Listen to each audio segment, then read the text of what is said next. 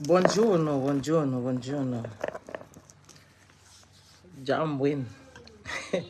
Mbote na bino, mbote na beno, hein. Je prends un café.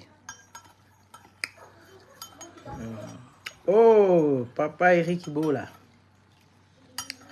Buongiorno.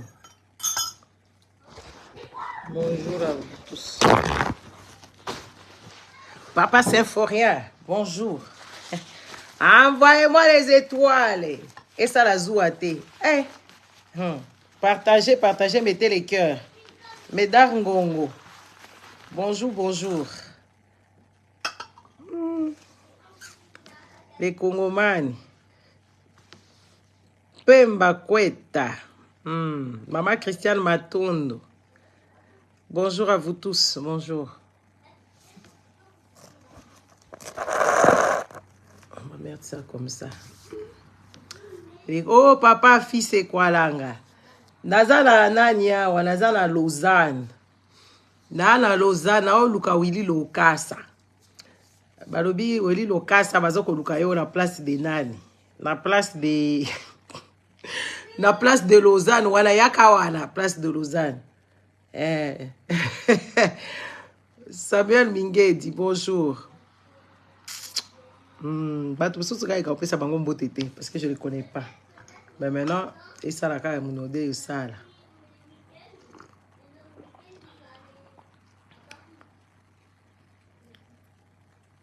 Bonjour Ndeko Robert.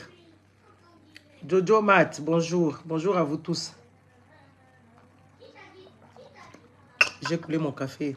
C'est bizarre. Louis Lokasa, Yaka Awa. Yaka la place à Lausanne, je suis en Suisse. Vous savez, oh maman Linda bébé ouragan.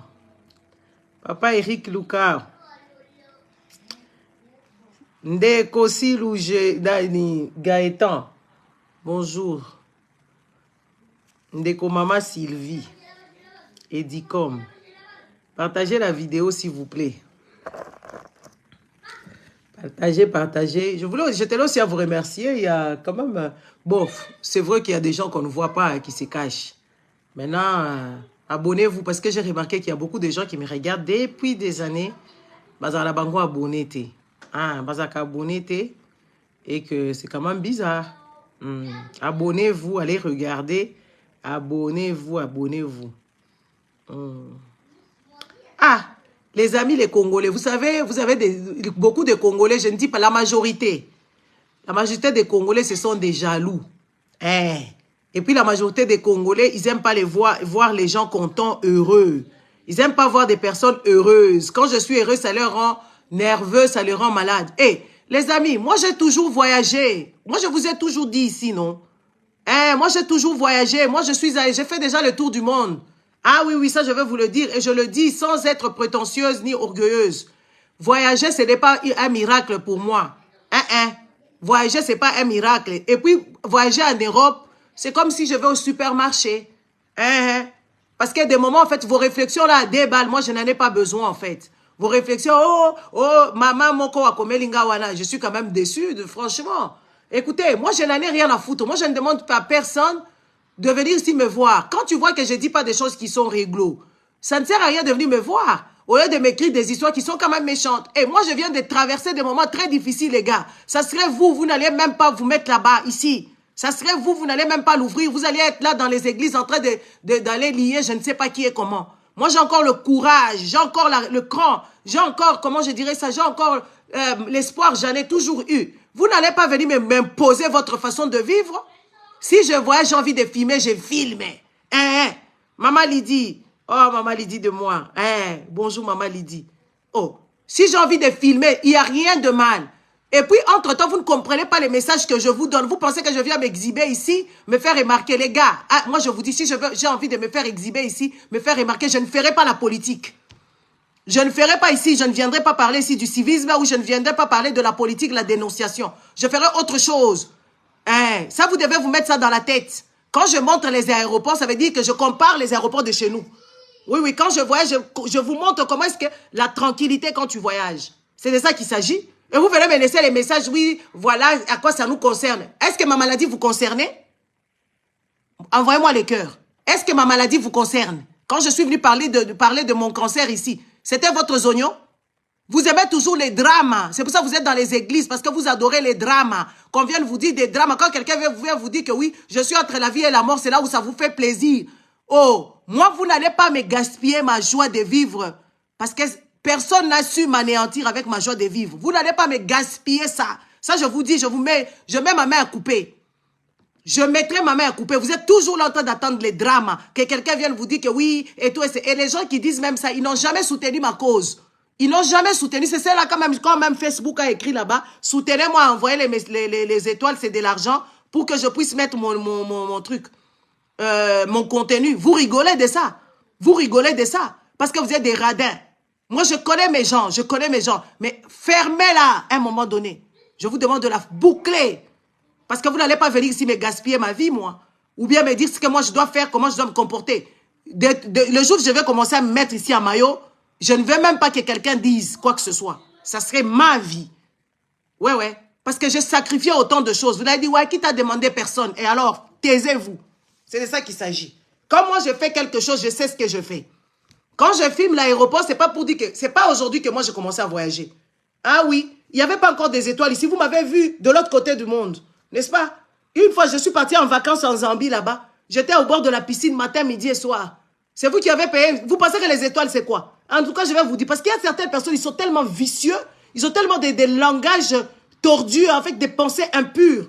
Ils viennent écrire des imbécilités ici. N'est-ce pas? Les étoiles, c'est combien quand vous les mettez? Facebook coupe en deux. À un moment ici, vous avez commencé à mettre des étoiles, n'est-ce pas? Qu'est-ce que je vous ai dit? Je vous ai dit, ne mettez pas parce que je ne comprends pas. Et maintenant, je comprends que oui, il doit prendre aussi. Il fait son travail là derrière. Ah oui, nous sommes tous sous la toile, tout le monde doit gagner. Et combien des étoiles? C'est toujours les mêmes personnes qui mettent les étoiles. Ah oui, c'est toujours les mêmes personnes. Les Congolais, vous n'êtes pas généreux. Vous n'êtes pas généreux. On a vu ici avec la cause de Maman Déborah. Vous avez mis combien? On a dû crier ici pour que vous puissiez mettre un peu là. N'est-ce pas? Moi, combien de gens ici me soutiennent? Quand je paye mon internet, c'est vous qui payez pour moi? Ou bien l'avion, quand je suis monté dans l'avion, c'est la première fois que c'est vous qui avez payé ça. Mais arrêtez vos histoires là, 2 balles. Parce que de moments, ça devient compliqué. Oh!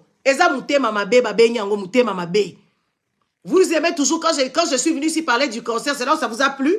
Heureusement, je ne vous ai pas associé dans mes affaires. Oh, avec vos remarques à 2 balles. Les gens même qui me soutiennent en secret, ils ne disent rien. Hein? Ils sont même contents quand ils me voient heureuse. C'est ceux-là qui ne mettent même pas 1 centime. C'est ceux-là qui viennent me donner l'ordre de comment me comporter ou quoi montrer. Je montre ce que je veux. Et quand je veux, voilà, c'est de ça qu'il s'agit. Je fais ce que je veux, puisque moi, je suis une personne libre. Libre à jamais. Depuis mes 18 ans, moi, je connaissais la liberté depuis en Afrique là-bas. Donc, ce n'est pas quelqu'un qui va me dire, fais ceci, fais ceci. Je ne reçois de l'ordre des personnes.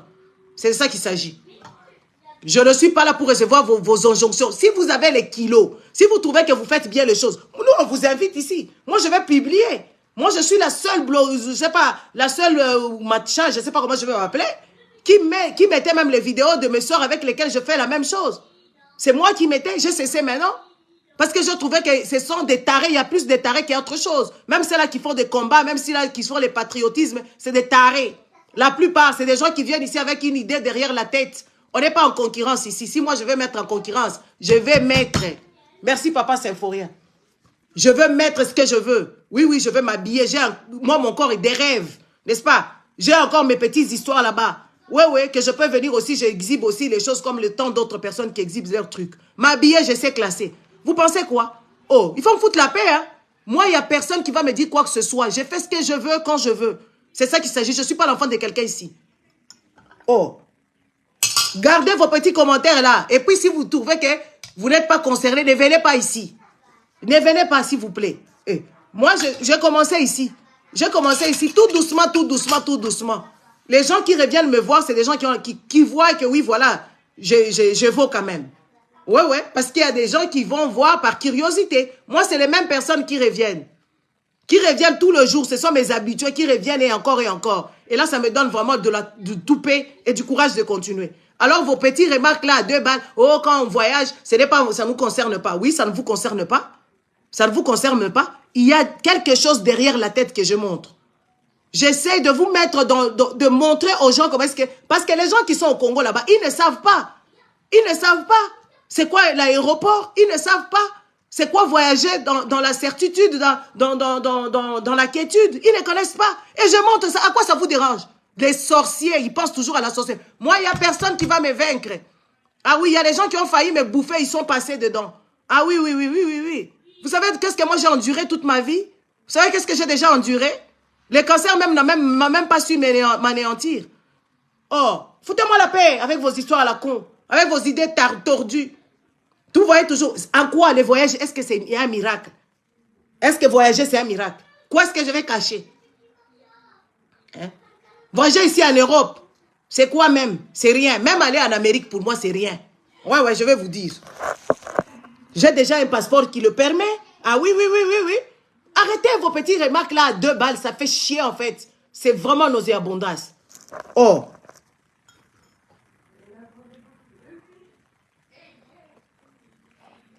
Vous aimez toujours quand les gens viennent en minable, n'est-ce pas? Les gens qui viennent sans confiance, sans conviction, c'est ceux-là que vous aimez. Ah non, hein? Ah non, hein? Ah non, moi je suis pas comme ça, hein? Ah, je suis pas comme ça, hein? Ah, papa, Eddie Kabechot. Non, non, non, non, non, il faut arrêter vos histoires. Il faut arrêter ça. Moi, j'ai commencé à monter à l'avion depuis la nuit des temps, là-bas au Congo. Parce que quand tu vas à Goma, tu ne vas pas à pied, hein? Quand tu vas à Kinshasa, tu es de Lubumbashi ou d'écologie, tu ne vas pas à pied. Donc, foutez-moi la paix avec vos histoires de 2 balles là-bas, de me dire que oui, oh, ça ne nous concerne pas. Ah, malo quoi. Oh, je salue la maman de mes garçons. Maman Jenna, je te salue. Toujours dans des histoires tordues. Toujours dans des arrière-pensées. Et en fait, à la fin, je commence à penser que beaucoup de gens sont des sorciers. Comment tu peux penser comme ça? Voyager, c'est quoi quand tu vis à l'Occident? Voyager, c'est quoi? C'est rien. C'est rien du tout. Hein? Oh, moi, j'ai toujours voyagé. Oh, foutez-moi la paix. Foutez-moi la paix. Les gens même de ma famille n'ont pas su m'ensorceler s'ils sont sorciers. Je les vois par leurs aides, s'ils sont peut-être des sorciers. Ils n'ont pas su. Hein? Et moi, je ne dois pas rigoler, je ne dois pas vivre. Vous savez ce que moi j'ai enduré? Vous savez la peur que j'ai eue? Alors moi, je ne dois pas vivre parce que vous n'avez pas envie. Moi, j'ai traversé des moments difficiles sans associer qui que ce soit. Le long, Willy Lokassa, yo, Willy Lokassa, la tire en garde. Willy Lokassa, je te mets le doigt comme ça. Fais très attention. Toi-même, je ne me suis jamais confié chez toi en quoi que ce soit parce que je te trouve, papa, Limbisanga Oza immature. Je te vois vraiment, Zakanawe, papa, mon quoi immature. Yebisanga, dans quoi tu m'as aidé? Combien tu m'as donné que je puisse te le rendre? Espèce de radin, tu as volé l'argent là-bas, on t'a donné l'argent de Tshisekedi. Tu viens ici vouloir exhiber ton immaturité. Et tu dis que oui, tu m'as aidé. Tu dis des imbécilités comme ça. Tu m'as aidé dans quoi? Dans quel soutien tu as fait à ma personne? Espèce de mythomane. Tu es venu ici mentir aux gens. Willy Lokassa, je te cite. Je sais que tu me regardes sous les fenêtres. Je te cite. Espèce de menteur. Est-ce que moi je peux me confier à toi? Tu sais comment je t'ai regardé? Je savais qui tu étais. Je voyais l'immaturité en toi. Je voyais l'immaturité. Est-ce que moi je peux me confier à toi? Tu es mon ami? Tu es mon ami? Bon, tu viens me voir sous ici et tout ça. Oh, papa, calme-toi. Il faut te calmer. Il faut te calmer bien. Va bouffer. Espèce de traître. VH forever. Ndoki. Ozo ko mape babuzo bozo kata sonité papa mukolo bo mythomane. Siko bato abongo nde balingi ba diriger Congo. Bazo mema bino pe bokei pe ko lanobi muto alolenge wala mythomane. Ao kokosa ao. Moi j'ai pas dit à toi, je me suis jamais confié à toi. Même étoile il y a pas 50 centimes tu n'as jamais mis, espèce de petit radin de merde. Au sala ngai lote Willy. Na bengi Willy, au sala lo côté parce que za lokuta. Je joue pas avec ces genres de choses. Hein. De venir dire que, oh, il faut être reconnaissant. Moi, je vais t'être reconnaissant. Toi-même, tu n'as même pas des abonnés. Toi, Willy Lokassa, tu n'as même pas des abonnés. Tu n'as pas des abonnés. Les gens qui te regardent, c'est par pitié parce qu'ils sont chez Kérouine, ils sont chez Fabien, ils te regardent. Mais tu n'as pas des abonnés parce que tu ne dégages rien. Tu dégages l'immaturité. Koya li sous-souté la babilo konango commenter ba bêtise na yo wana. Koya li sous-souté papa. Je te donnais le peu, je t'ai dit, le peu de respect qu'il te donne, préserve-le. Et tu viens même cocher là-bas que toi. Toi, tu m'as aidé dans quoi? C'est toi qui as payé pour moi les frais hospitaliers? Ou tu m'as payé à manger? Tu as déjà payé mon loyer? Et tu écris des imbécilités, des enfantillages de ce genre. Fais attention, hein. Fais très attention parce que je te manquais bien du respect. Dans la Suisse, il y a à la place de Lausanne.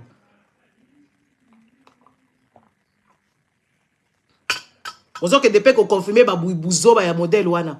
Au moins ce qu'on sait ka traître au comme Yuma. Wa Yuma papa, oza mwana matonge mais oza Yuma. Wa Yuma, o falo bimata yanki olie mbongo pe oboyi no ko sala jalelo. Ah oui, o falo li atambongo neti papa Tshisekedi atika la bino papa Tshisekedi atika la bango testament. Soki ba eko pesa mbongo a muyibi ya mboka lia yango. Mais ko kai ko sala olia yango mais osali jalelo te. O lie ka ko vanja olongwe komba o ke ko vanda muto azaka dinya réfléchir ta bongo. À la limite. Yo lien bongo yo ko exhiber ignorance na yo na méchanceté na yo à outrance. N'est-ce pas? Tu as bouffé de l'argent, n'est-ce pas? Tu as bouffé de l'argent et tu viens exhiber ça. Que tu es un voleur, un receleur. Toi aussi tu es un receleur d'argent. On t'a donné de l'argent, tu viens ici vouloir jouer avec les enfants des Congolais, dire que oui, les enfants des Congolais sont stupides, genre, toi, Willy Lokasa, ça, qu'on décidé, kokumba bango to, bobo ya Tshisekedi, bango balobi, oui, to boy Tshisekedi, jour Willy Lokasa obimi, yango kombo kutu na Coca-Cola bango te, parce que tu n'es même pas dans mon esprit. En plus. Tu n'es même pas dans mon esprit. J'ai toujours été, quand je te regarde, j'ai envie de rigoler, c'est ça la vie, na Coca-Cola bango monote, parce que tu n'es pas dans mon esprit, j'ai vu l'immaturité, mon vieux. Oh. C'est comme une bêtise. Oza immature, papa langa. Orokai kolia mbongo po batika na bino testament ya muyibi. Soki ba yibi mbongo ya leta ba eko pesa yo, il faut olia ngo. Osalele yango ben. Batama. Vie, batama. Obimi penza yuma, on dirait moi la matongete. Obimi yuma. Siko biso tomoni yo penza ki yuma na yo. Na miso bato. Olie mbongo yepe koloba. Mikolonyo so vandi pendant des années. Oh, Tshisekedi. Yo zobo ya ba finga yo me. Yo finga fayulu. Willy Lokasa. Yo finga fayulu, o finga e makasi, kutu ba insanité. Yo na biso toza kaka ndenge moko na babokecho na biso nyoso toza ndenge moko Willy Lokasa. Yo finga fayulu, awa ma finga ya kosakala te. Yo na biso, yo intellectuel, soi-disant ingénieur de Mengwaku. Na babokecho boza ndenge moko, biso peto yo kolanda bino mikolo. Oui, biso peto ye. Oui. Willy Lokasa. Yo la babokecho boza kaka ndenge bokecho atanga na classe ta beta musique na ye. Yo mwana kisasa yo kinwa ya matonge lisusu. Yo mutotanga mais oza muyibi, oza receleur. Soko oza yanke, neti ngai. Soki kaka po na za pe tantete. Na tantete na ba grand adresse. Ya batu nyoso ba zole mbongo aram, na ba numero na bango. Jackie Kibasa na numero na ye. Na nango banani nga na carnet d'adresse ka modèle bomoni nga awa ya lelo pete ya depuis kala do bino ba oyo ba mawelisa ba masutukela agissement na bango nde tozomona awa ya ba masutukela o sutukelo kalisi ko notoriété oke kokoya kokosa bala ba congolais après yo olie mbongo oye lisusu wa olobi lisusu ba congolais bo voter Tshisekedi tu vois de quel droit tu te permets déjà de faire ça? Moi, je te mets en garde que ça soit ta première et ta dernière fois de venir écrire des imbécilités sur ma page. Parce que tu m'as jamais été d'une n'importe quelle... À part Koya Kota la vidéo, parce que j'étais inspiré, parce que j'étais appris beaucoup de choses. C'est de ça qu'il s'agit. Willy Lokasa. Ça, c'était pour toi. Et fais très attention parce que ezakaka traitement. Ezakaka soin. Soko lingi ko continuer na batu na yo na ba faux compte na yo zo salisa batu na obeto grand des soins. Na obeto grand des soins. Willy Lokasa na obeto grand des soins. Mukenji yo zo kende. Allez, tu vas dégager ici.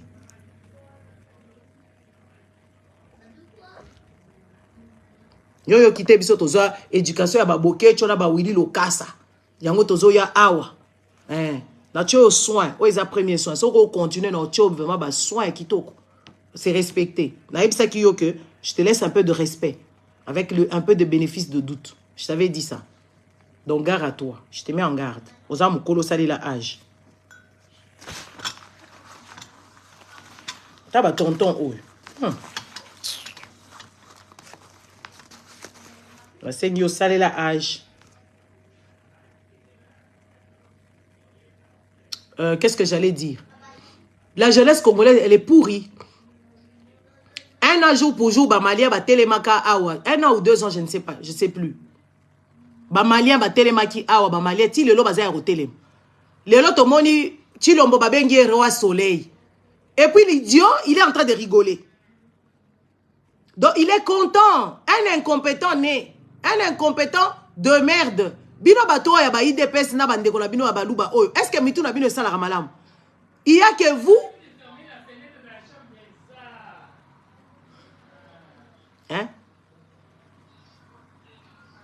Hein? Il y a que vous les Congolais qui acceptez tout et n'importe quoi. Moi je me pose la question, vous êtes quel genre de peuple? Boké Koku Misa Chilombo, Chilombo comme roi soleil. Est-ce que vous êtes en train de réfléchir au moins ce que vous dites? C'est quoi ce peuple? Ces peuples qui vivaient dans l'illusion. Comment vous pouvez vivre dans l'illusion, chers Congolais? Hein? Vous avez la sonité. Il y a problème, il y a Moutou. Vous êtes en train de l'encourager dans la bêtise. Et vous n'avez pas honte de cette jeunesse qui est pourrie. Vous n'avez pas honte de dire des gens d'imbécilité, de faire le culte à la personne, dans le 21e siècle. Et la plupart des Congolais sont comme ça. Et tous les Congolais, la jeunesse congolaise, elle est comme ça. Pour je ne sais pas quoi, pour qu'on puisse te voir, toi tu dois dire des imbécilités. Et nous qui ne disons pas, bisotoza mabe. N'est-ce pas? Comme moi, merci. Et ça s'arrête là. Ça, c'est un manque de personnalité que les Congolais n'ont pas. Parce que les Congolais vivent dans l'illusion. Et c'est dommage. Les Congolais ne voient pas que badindara na bamai. Ba Congolais ba yebi kutute ke bazaka na courante. Bazalaka na mai na pompite. Bana na bango batanga kate. Na mona kaka ba Konguna ba cheka ba biloko ba chaka kala ba Facebook awa.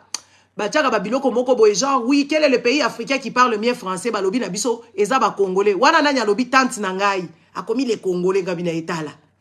Bozo ko tambola na monde entier awa bozo comprendre kaka vite statistiquement parlant. Congolais za yumat dans tout et pour tout. Ezala na médecine za zéro parce que ça la matérialité. Ezala na ba école Congolais tout le monde na ba fio bazo sala ba osala ba littérature ceux qui littéraire latin philo ba yuma ba olo ba français te. Ba Congolais kaka ya normal là ceux qui to bandi ko lo ba français du matin au soir wa Congolais ba ko tala te. Ezala o ya Congo, ezala o ya Poto, ba vanda na ba France ba lo bana bango français te. Siko Congolais ngo lo bela français ngo mkoloni. Ko lo ba français kaka bwadi kaka ko lo ba français. Congolais za na bibliothèque ngo côté nini wa za nango. Na tuna nani? Congolais. Vous avez la bibliothèque côté nini. Ngala za awa lobi na ke osala ba tourisme na nga partout awa na Lausanne na kei ko tambola na ke ko suke papa Paul. Na zozonga nda moni tala bibliothèque na balabala. Na bitete ba livre ba che wana penza donc soko sanué na butu okoke de ko fungola porte ya ba benge boîte à livre. OK na boîte à livre fungoli ozui livre OK ko tanga. Yebisanga bana ba Congolais ba yebi akwa ko tanga ta BDT. Ba BD za la lisusu te internet kutunde ko bebisa ba Congolais. Kutu toza otanga kala ta ba kwaku. Toza okende na Saint-Pierre et Paul. Ko somba ba livre ba mikombe les démons, ba nini ba un crocodile à l'ozi, toza otanga ta ba livre wala biso toza ba na mike. Lelo bana ba Congolais batanga ka wapi po ba ko ba français. Ba ko ba mususu ba lo ba français te. Accentuation zéro, prononciation zéro, même réflexion. Na uti ko finga cousin nga moko awa. Na fingi intelligemment comprendre que tout est que ça y est na zo finga. Ake ko sala amen. Na fingi oui na fingi a comprendre que na fingi parce que na komi makambu ya zo comprendre parce que Congolais zo vivre na kati ya illusion. Oui il faut tout na bino. Ngala wuti ko tambola kuna na ke papa Paul Kaumbu na ke kuna ko tambola kuna to vandi tozozonga na moni kaka boîte à livres na butu donc soko ça merde net ngala za muto a suicité intellectuellement parlant, je peux pas prendre un livre de la Suisse aller avec ça là-bas parce que j'ai encore d'autres bouquins que moi-même moi je me balade toujours dans mes sacs avec des livres. Quand j'attends quelque part même dans un bureau, mon téléphone est à côté. Je prends un livre, je lis. Congolais combien ça la attitude wana? Okuta bango na ba métro kaka na ba téléphone. Ba papa bibimba ba vanda na ba poto ba tika la kokota ta na librairie ba gare oyo te. Bibliothèque kutu ba kendaka te ba zakata na abonnement te. Oh, boke de web service oh ba Congolais ba lo ba français. Ba Congolais ba lo ba français te. Statistique nini olobi ke Congolais zo lo ba français. Ba Congolais ba analphabète ba semi-lettré. Des preuves allaient que regardez, le pays est en couille. Le pays est en train de brûler. Bato soi-disant ba lo ba français, ba avocat o ba tanga, ba journaliste, ceux qui ba journaliste tango, ceux qui to yebi ku tout ba journaliste, journaliste ku to epola. Biso kana toyebaka mama mbungu oyo mwasi yaka songo mwema. Toze komona bango wana ba journaliste ba mama wala ba sala penza lokumu ba isamene mbenge ba tantine sera. Ba mususu ba sakombi ba konzo toze komona bango ba journaliste. Lelo ba journaliste ya kwanga ya tufi. Ba journaliste ya tufi ne baza kuna na nani. Autant l'accoutrement na bango tu ne comprends pas si elle vient faire la prostitution à la télé. Otali kutu makambu basala ba coiffure na bango. Tu ne comprends pas? Batu moko bazana éthique moko te, même koloba kaka ya pamba bazolo bate, ba yebi kutu te. Tomoni journaliste mususu afingi bango bancho. Ayebi kutu te bazo calmer. Ba dérive na ba dérive. Toke pas ba avocat, ba grand voleur, ba fa quoi, miyibi. Ba avocat ya Congo ba miyibi la majorité. La plupart d'ailleurs jouent dans la mafia. Oza client na yebe azo kende kokotelo rando kuna zo teka dossier pa ya partie adverse. Ceux qui bamoni ka basakani na yo ba yibi yo mbongo ba avocat mi yibi ok ko lukaye ba problème que oui comme avocat na yo client ozala lupango na yo a convoita ngo a yibi yo yango a komi ko lukelo ba problème o tekele ndambo o pesa ye coin o pesa na katikati katela ye o amorceler ndaku tozo mona bino ba avocat mi yibiti ba avocat ba congolais ba mi yibi ba bidise makambo chilombo azo sala ceux qui ba avocat na ba lobaka français ceux qui ba tanga penza ba classe ya lolenge. Il fallait tomber là-bas, mais Mathilde, la justice. N'est-ce que qui trompe pas, tout le monde qui mikolonioso. Impeachment. Bino ba avocat ba congolais wana. Ba avocat ya tufi. Ngana lo bien. Ba avocat tufi.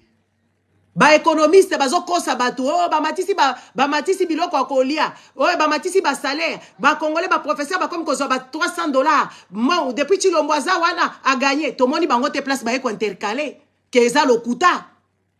Ba économiste ba tondi ba tufi mususu. Oui, ba économiste tufi. Parce que ba télémité ba osala ba faux plan. Ou ba yebisi bango comment budget ya mboka. Modèle bazo ko dépenser ango kuna e makambo zo suka kuna na présidence. Tu ba économiste ya kwanga. Tu vandi wana tuzubeta maboko roi soleil. Na banani su ba médecin. Ba médecin assassin. Ba médecin qui si na poche. Ba médecin kwanga. Ba meste lokuta bazalaka na iloko te ba yebi ba pathologie te de preuve ane que po bomo na keza ba médecin ya kwanga ba médecin kwanga tufi mususu ba médecin ya tufi owa ba médecin wana ba pesa ti peuple wana zo kanisa mbasu ba bwaki la kango batu parce que ba médecin ba osala musala na bango malamu te ba osala campagne te bino ba moni médecin bénévole na Congo kuna bosi bomoni ye médecin bénévole neti nazai comme on père nangai azaki médecin bénévole qui a failli se faire virer plusieurs fois na musala na ye n'est-ce pas parce que azai ko lokota batunyo sans respecter serment d'Hippocrate oh ba médecin tufi ya ko sakana te ba médecin ya ba tufi ba bomaka basi moi ça ke ko bota na césarienne ba boy ko sala césarienne na kufi baza ba médecin tufi ngana lobiango bazo senga na mbongo. Et pourtant, bah, signalera ceux qui va prêter serment, bah, sali ba serment d'Hippocrate, d'abord soigner l'argent après. Est-ce que possible, mon médecin, oh, ya tout fi. Andimi ko soigner moutou sambong. Médecin tout fi. Ngala lobiango.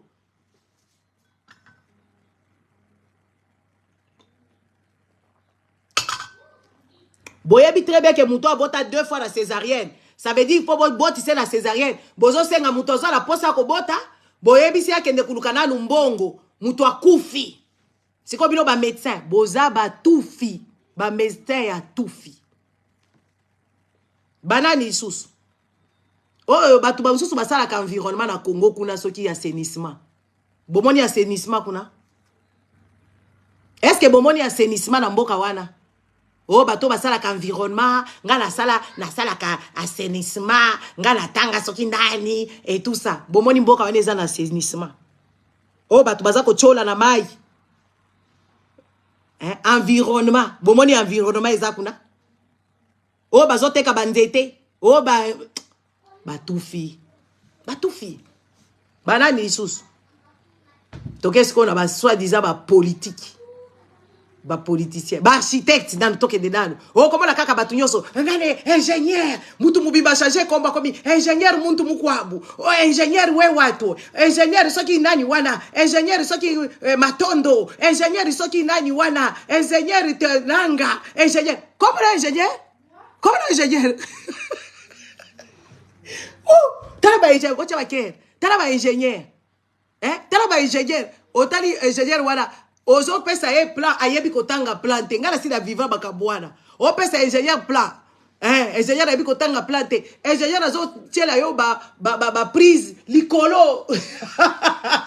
Ba prise likolo. Ya lobi aza ingénieur. Bino boza ba ingénieur ite boza ba toufi. Hein? Ba toufi. Boza elo côté. Attendez. Oui.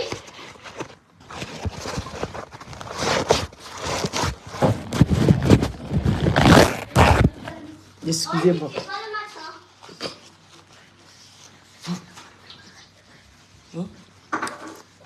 Ba ingénieur toufi. Au moins ba ingénieur wana ndaku batongaka ngo bongo te. Aussi au moins batongi ndaku batie ba pavement batie ba ciment na bango batie ba nini oyo batie ba biloko batiaka na mili soki babenga ngo ni Black Star. Soki na Congo babenga ngo bongo batie ba mi Black Star. Après siko ba électricien ya bandi ko totola. Toko bakamati tala kaka ba ingénieur. Bozi ana yebisa bino makamna mona kana bino. Congolais yo il faut bazongi so classe.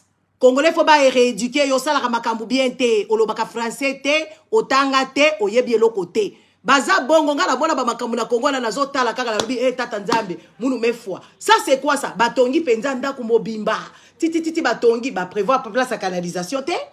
Ba prévoir place à kotia électricité te. Basi basali nyonso ba tete nyonso ndesko ba bandi ko tobola sikoyo na mir. Po batia sikoyo ba installation. Yo lobi oza ingénieur. Oza toufi. Faut to yebisa yo oza ingénieur toufi. Il faut herbo binga ba kombo ngo bokamata bo changer ba kombo bokomi ba ingénieur. Lelo oyo boza kuna na ba place nyonso oyo kuna na ba mining kuna na ba Glencore ba Mutanda ba KCC. Boza ba ingénieur ite boza ba aide. Po bazwa ba expatrié. Ba papa la biso bazo sala na ba jekamine wana bango moko bazalaki ba ingénieur, bango moko bazalaki bazo calculer tozala ba ingénieur ba kenda sango, ba métallurgiste solo. Mais bino boza elo côté, bino boza ba suppléant ba aide, ba petit aide o ba expatrié. Botala kaka ti ba au Sri Lanka ba ko sala ki ingénieur na Congo, na bakati ya ba mine kuna. Parce que les Congolais, on ne les fait pas confiance. Parce que les Congolais sont des jeunes, la jeunesse corrompue, qui pensaient que oui, au moins la paix, à ça la kakuna, batie wana zoka moi salaire na à 1500, toi à 2000 à Kadisi, yé ingénieur. Ingénieur tout fi. Métallurgiste tout fi. Parce que na époque, papa la biso, to yé baka ba non. Oh, ba de komiso to kola na katanga, to zaki na ba star na biso, neti kabila bozaka na ba dan bombole na ba Kinshasa, bozala ka soki na ba nanyo, boza biso pe to zaka na ba oya biso. Soko yoki kaka mbaka, olobi kawaya. Grand métallurgiste. Oyoki kaka kitango olobi yes. Ozo kama solo ba papa ba beta kakuna ba lobi non. Basali musala boye na kamoto, basali musala boye na munda musonoi. Oyo ba ingénieur kwanga oyo ba tufi oyo. Bazakuna ba suppléant. Batanga ka livre te. La science elle est continue. La science elle continue. Que ça soit qui science qui avocat, que ça soit qui économiste, ça continue, c'est infini. Parce qu'il y a toujours, tout le temps, il faut se mettre à jour. Tout le temps. Bozalaka na boîte aux lettres te. Bozalaka abonné na ba magazine, mon côté ni à médecine, ni à ingénieura parce que biloko ezo tambola. Ba américain bazo tinda ba sonde na mur. Baza ba ingénieur. Ba okende ko sala ba expédition kuna na ba Mars pour batala ba mabele. Bino boza wapi? Boza nil pas, boza ba toufi. Ba ingénieur toufi. Ah oui, il faut to parce que vous êtes des jeunesses corrompues qui ne demandent rien à l'État. Vous êtes restés dans le temps, les médecins sont restés dans le temps. Bako saka awa ba médecin oya ba congolais ke bisonde toza na Afrique du Sud ba médecin. Vague moko boya kala et puis ba vague wana bazonge la ka classe soit ba uzalaka ba urgentiste. Ngala bi ba médecin msuna za ko comprendre te na Afrique du Sud asala ka na butu. Asala ka na butu bazue kaka na ba hôpital moko kili. Avant na wana ba bazala ba courage ko zonga classe. Ba comprendre vie nde bazalaka na musala. Misusu bo moyo kaka. Ezala ngo arnaque. Moi, je vous dis la vérité. Moi, je ne comprenais pas Moutou Moubimba. La sala kavina enyo sa sala kaka. Asala kaka. Je te salue. Tozala na milulu mikolo ekoya. Tozala milulu na maman Augustine. Aroya ko pesa bino ba sango. N'est-ce pas? Ba ingénieur ya lokuta. Ba ingénieur toufi. Ba économiste toufi. Ba avocat toufi. Ba docteur Koutou toufi fois 10 ans. Bino bozolo ba on na poto, batu baza na cancer, na poto, batu babela ka cancer. Mais kasiti, na poto basala ka ba statistique. Ceux qui n'est pas belle qui cancer, la zana liste moko boye que oui, telle année, tel mois, tel nini, madame Mujinga, bakenda ki ko diagnostiquer ye cancer. Donc batienga na statistique. Ceux qui sont ngolo aye, batie pe na statistique, batie na kaye et puis bakosa la statistique régionale, bakosa la statistique ya mboka nationale, ti baké kosa la statistique na Union européenne, bako étudier makamba kotoba. Ah, mikolo est vraiment ba cancer et mati hein. Et tout ça, ah, bah si ma belle ma cancer de Saint-Boye, ni nyango ezo sala, allez, toi injecter mbongo, allez, toi kota na kati ya recherche, allez, ceux qui bango bazo kokate ba yeli susu, ba sengi na population, ba organiser ba milulu ba sala ka ya ba fond, ba récolte ya ba fond, ba télévi, ba sengi ba tuba mbongo. Super. Ya musika? Comme ça on a kaka. OK, c'est bon. Hein? Oh. Et là, comment côté bosalaka? Pour bosala ba évaluation, combien de personnes bazo kufa na Congo kuna na ba cancer oyo? Ata autopsie a pas mbeza la raté. Donc batu ba kufa na bango na Congo kuna sans que ba kufa. Et sans que ba ezala jour na bango aliwa parce que ba médecin ba toufi.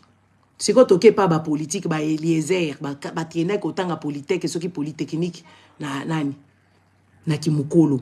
Tozo mona bango na parlement ba toufi fois 10 nde ba wana ba diarrhée nde bango ba toufi diarrhée ba politique ya ba congolais ba tout fi diarrhée bo tchelanga ba cœur ceux qui ezo sepelisa bino te bo kende na bo i remarque pona zo ba makamnanga na lo ba makamnanga da pe convaincu na makamonga na zoloba oui na vandi penza na calculer ba makambo na moni tante na ngai une intellectuelle azo ndima pe ba congolais baza balobaka français ga bidaye oh mama balobaka la français ngo wapi balobela ka français ngo wapi ba congolais mboka oyo si e poli lolenge boye bazo benga Chilombo roi soleil ah boye bi roi soleil makambi ya sala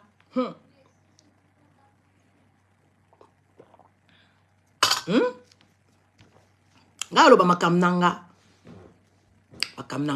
na réfléchir ngo na zangi kombo ya kopesa bandeko na zangi kombo siko na moni kaka tufi ba congolais ba médecin tufi ba politicien ko to diarrhée dysenterie ba politicien diarrhée dysenterie oyo ba yebi ko kamba mboka te ba yebi ko pesa Chilombo punition te ozomona Chilombo engagea état de siège bandeko ba ko kufa criminalité si emati bakamati bazwi biso ba douane na ba douane ba politicien ba vandi na bango na parlement ba wala ba diarrhée ba Moindo Zangi et puis to bakiseli non commun na bango diarrhée Eliezer Tambwe diarrhée Daniel Safou diarrhée oui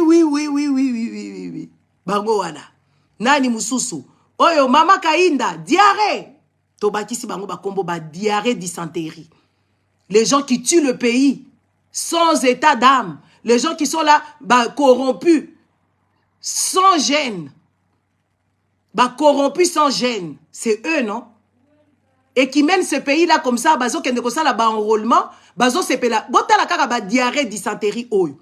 Ba diarrhée dysenterie oyo, bazo kende ko enrôler batu. Congo wana ezatala, Congo eza soki na combien de millions d'habitants?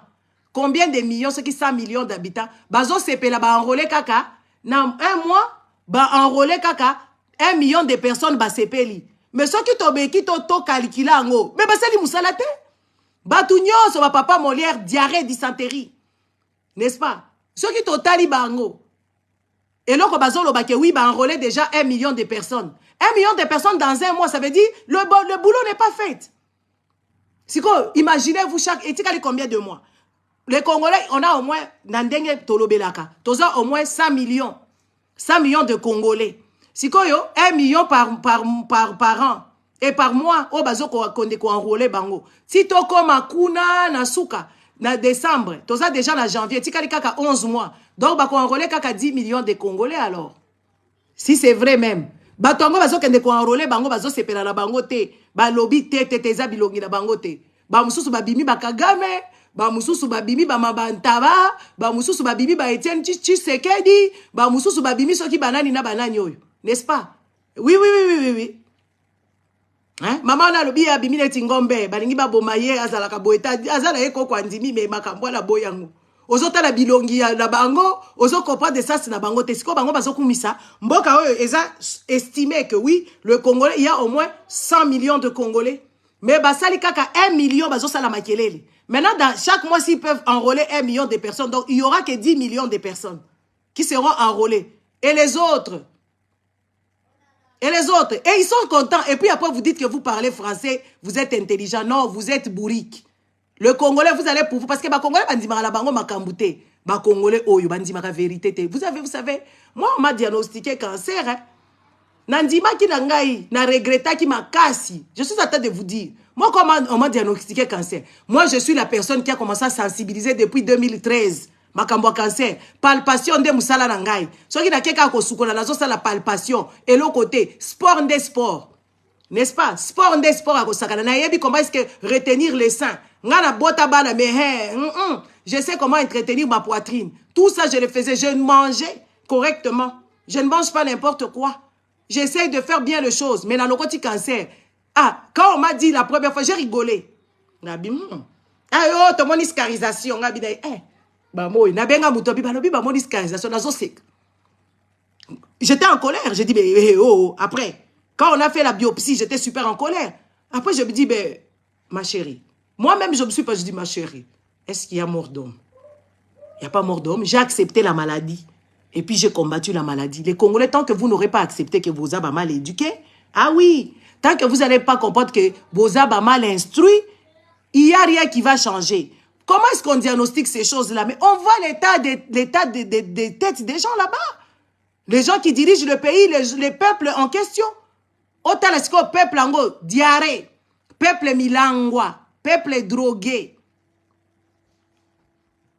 Peuple milangwa, peuple drogué.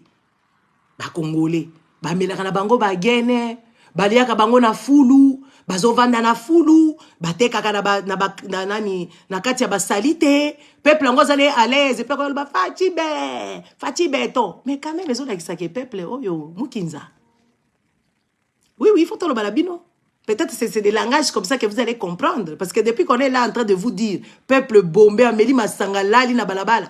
Bana kutu bana na bango bazaka na bango na kati ya paka juma. Tozomo na bana mikia ba 12 ans. Bazolo ba makambo moko ya kokamwa. Peuple wana zaka ka wana me kasi peuple mukinza. Ba peuple mukinza. Bazoyo wana soki ba monika muto aleki, ole ba réagir. Bango bazana kati ya admiration peuple mukinza. Baza kati ya admiration ba obeta maboko. Oui. Facha yaki na tricycle. Facha voyagea uti poto. Yoka bango batala kaneti na film James Bond. So Facha zo de kabasari. Facha. En tout cas Facha zo kabwisa biso.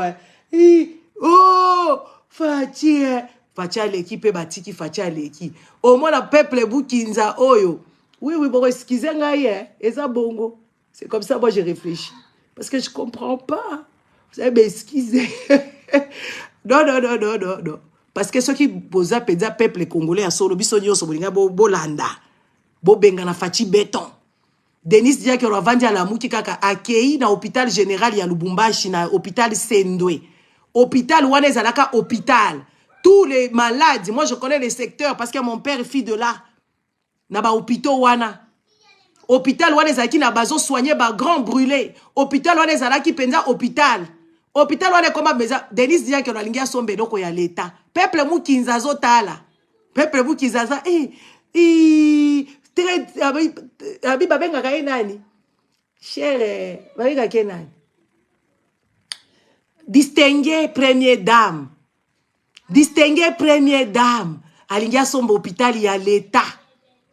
Ya monite ke ye akotonga na epe ya ye mususu ya ke kosomba kaka o ya leta azwi mbongo wapi mama azali kosukola masoko awa kaka lobi awa azalaka na ye na eloko te, n'est-ce pas? Azalaka na ye na eloko te awa mama oyo azali kosukola masoko ya bakoko ba mindele akosukola masoko kutu matin midi soir alalaka kutu kuna poazo wa mbongo aliesa mobali ake kaka boye alingi asomba Sendwe. Poisala nango nini? Olive Lembe ye wana sala hôpital na ye batu bakufaka kuna. Akoba ko sala na bakisi, na ba médecin na ye mikinza bisushi babengi yango na Swahili. Nde boyongi boyoka.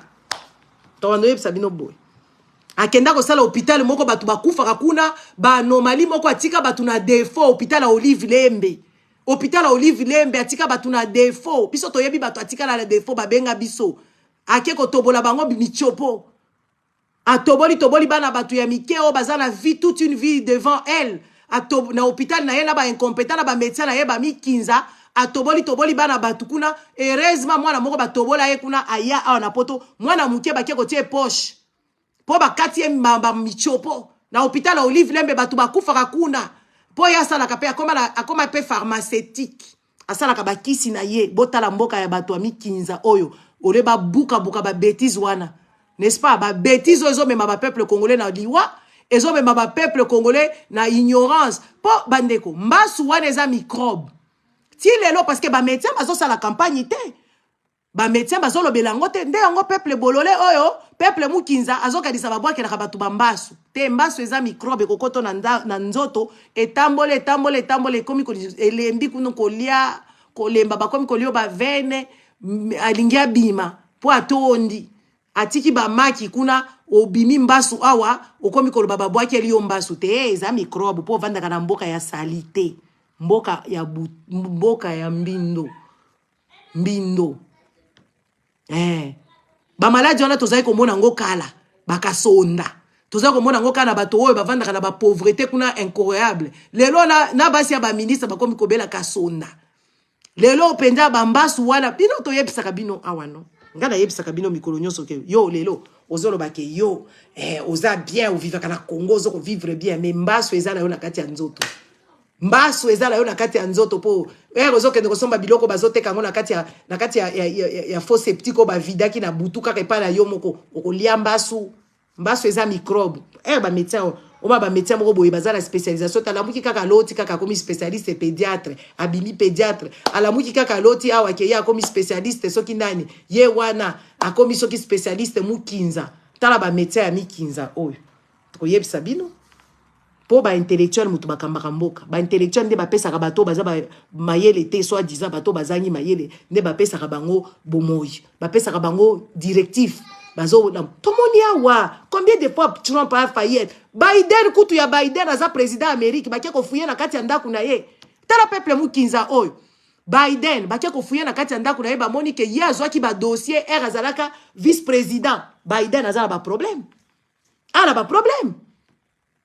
Biden président des États-Unis l'homme qui commande soi-disant le monde il a des problèmes on est allé fouiller chez lui on a vu qu'il a des dossiers. Kaka bino ba congolais de boyebi politique, c'est pour ça moi je vous regarde. Vous allez dire tout ce que vous dites. Vos petits commentaires de merde, je m'emballe. Je m'en fous. Parce que je dis la vérité. Parce que bato batanga bazana ba agissement neti binote. Peuple alingi mboka na yazana agissement neti ba binote. Bato mibimba ti bana moko bazana ba problème na mitu, babenga bango banani.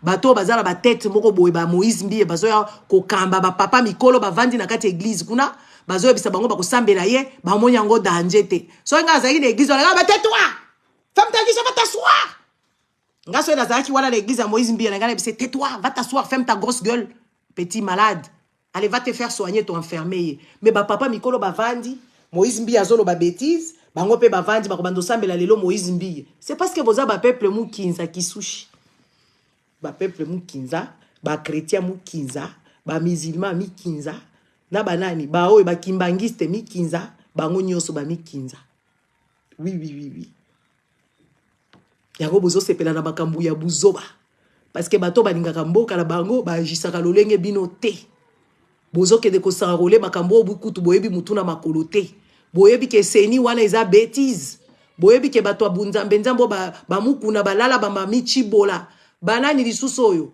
et puis bino bayaka kokomelanga na ba inbox oh ngai nalandaka yo me yo zolo baba gromo siko ba gromo lingi koloba nini ngaza hypocrite neti binota na hypocrite neti binote donc soki mama na bino akotala te yebisa ya kanga matoi parce que bakolisa biso na hypocrisie en tout cas nga nazwaka ba parents nga bakolisa na hypocrisie te tozotala penza Dallas bato bazo s'embrasser totally ah oui c'est peut-être pour ça que moi je vois autre chose.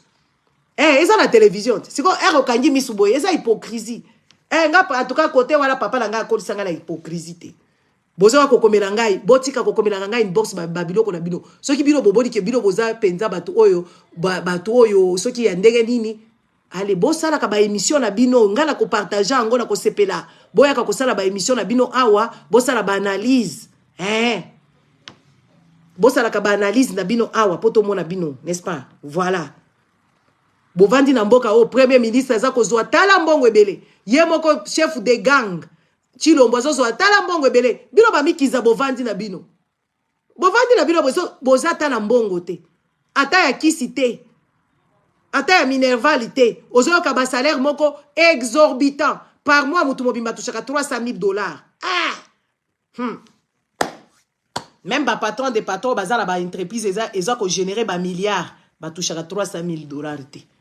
Mboka o eza na madusu partout, mabulu, na ba pese, na ba puce, na ba kafar, ne ba pese, ba pese. Ba benga ngoma lali, ba ra. Bosisa ko lia. Mboka oyo eza na ba bivignon, ba oyo na ebite ba benga ngoma lali, ba larve. Mboka oyo batu ba salite na balabala. Siko premier ministre na oyo mbata. Bazozwa ba 300,000, ba mboso, bazozwa ba 300,000. Mais peuple mukinza vandi na ye. Peuple mukinza vandi azoko observer en tout cas mboso à part maman Marie muto ayoka kakanda. Pour maman Marie asi a comprendre makamo. Mais peuple o avandi kaka zo observer mboso yo penza. Mboso zoke de kosala président ya parlement zoke de kosala campagne ya président. Peuple mukinza vandi na yazo mona ngo normal. Député ayibi mbongo, ba yibe ba pesi ye corruption ya balissade. Député wana mukinza akeko yebisa ba camarades na ye ba électeur na ye ba mikinza yebisi bango ke oui c'est quoi moi palissade wana nazwaka na teka ki yango salaire nanga kuto eza 18,000 ozota la batu bazo vivre la kati ya précarité batu bazo vivre la kati ya bopasi yozo zwa 18,000 par mois o kutunde Macron azwaka ozoke de yebisa bango na dépensaka mingi kutu koleka salaire est-ce que ba yebisi ki député eza bongo qui député za ilingi koloba boete ke yo ba pesa yo salaire na yo soki ba salaire soki ba benga kango nini yo kende ko pesa ngo peuple espèce de voleur mukinza n'est-ce pas babino siko peuple ngo pe azobeta maboko ole ba la to mona kia ba ghanéen awa ba kia ko pesa bango ba loso ba benga na ba député wana na niveau moko na ba loso na bango ba landisi bango ngo na sima congolais uzana dignité te congolais photo yebisa yo vérité ngana ko yebisa bino vérité. Pour que comprendre ma kamnazolo bato ko bakaka serwana afingaka j'assume.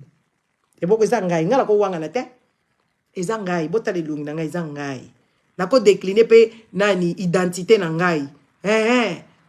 Eza ngai mutu nazoloba. Nazo expliquer bino penza o eza réalité. Po bino bondima ka réalité te. So bazo bisa bino makambo solo bokomi bazo finga bino. Bozwango comme vous voulez.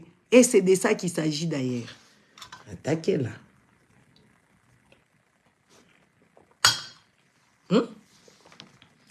Bandeko ngala ko wanga na teke za ilongi nanga te ngala ko loba penza eza ilongi nanga ezanga mutu na okoloba oui nazanga j'assume ce que je dis parce que je réfléchis je ne trouve pas batu bibimba bavandi ba komela masanganeti bato maboma ba meli ba masangana ba tchekutu ba produit illicite na kati e bebisi bango ba neurone batu bibimba bazo vata na mboka weza na insécurité bana moko boye bazuela bango esprit bazuela bango ba machette n'est-ce pas bazwa ba machette ba papa bango batu ba kimi ole ba revendiquer ba droit na bango ke biso toko kima banda kuna biso te bango bakamati ba kimi ba komi ba peuple nomade Congolais komi peuple nomade kuluna sali tellement bêtise Congolais akimi komi peuple nomade Congolais komi kokiba na ba valise to kimi ba de ko babalika ba biloko biso ngana diga suko tala te parce que na ko réfléchir na ko réfléchir na ko réfléchir na raisonner na ye ko bibisela bino makambo aboyi wa congolais ba pesi ye kulu na kuna congolais oli akende ko revendiquer ba droit na ye ba ko tia insécurité congolais azui ba valise na ye akibie kulu neleki ake wapi ake bisika ope kulu nezali obona pe ti congolais ko koma na ndela bandu ndo ti ba peuple mukinza oyo basala makambo bandeko o la peuple oyo peuple congolais penda bon excusez gars, c'est comme ça que vous allez comprendre les choses parce que je ne sais pas parce que je ne sais pas. Congolais na senga sécurité a revendiquer ba droit que kulunele ki ba yokali basali collectif a munene ba ke ko sala ba sitting ba ke ko loba Congolais préféré na kasi esprit ya babantu bazai ko yebisa biso na histoire ke babantu bakima ka bibembe yoka ba Congolais bakimi babemba de to ya ko kufa to kimi kulunele ke tala ba Congolais bakimi na ba valise na mutu bakimi batiki bandana Congolais comme sous kozonga avant 1800 Congolais comme kozonga na RO ya 10 ya 1600 ba boko keneti boko zonga bisika bouta na Soudan ti boko mata na Egypte kuna na Egypte bokuta mindele bazakuna ya ko Congolais comme keneti na Sahara po Congolais zoki makuluna kuluna et pourtant Congolais ouais baba kabususu egala tala kala lobi tata nzambe iki o bato andenge nini oyo aba bantu ba je hivi bantu ba ignorant hivi bantu ba ignorant ba Congolais galobi te ezaba ouais botela nga ba cœur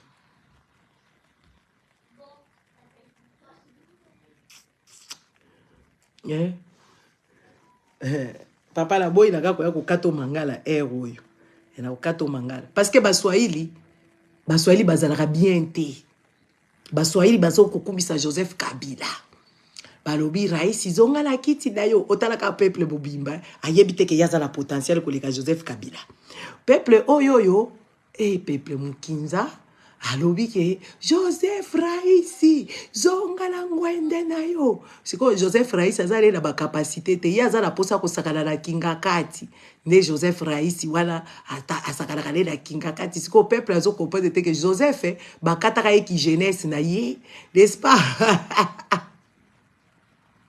voilà bakata eki jeunesse pour Joseph a utaka zamba na ba bot netika bo décrire ka yaza kala posa we komona ba gembo Joseph azobona ba gembo azoka isa il faut beta masasi na gembo siko ba tie président bakata egu ya gembo nde azo continuer siko yo aye kozwa imagination alobi asala kinga kati ba pesi yomboka munene neti Congo okoki ata kotonga fleur ya malunga te osali eloko ya malunga te oke kosali la biso kinga kati siko yoka peuple mukinza kinga kati za kitoko kinga kati kuna moyen ça ne va pas so kokoti na kinga kati il faut botambo la penza ba kilomètre belé pour bokota siko na kati et puis bokozonga botala ka peuple mukinza oyo na bato ba utaka na poto diaspora mukisa oyo ba diaspora mukinza ba kendaka na kinga kati kuna ngala tala ka bango na yoki bango maona le bibe vous entrez quelque part vous savez que ces messieurs là la tête ne fonctionne pas bien les gens qui travaillent là-bas ce ne sont pas des Congolais le peu de Congolais qui travaillent là-bas je connais un qui travaille là-bas il m'a dessus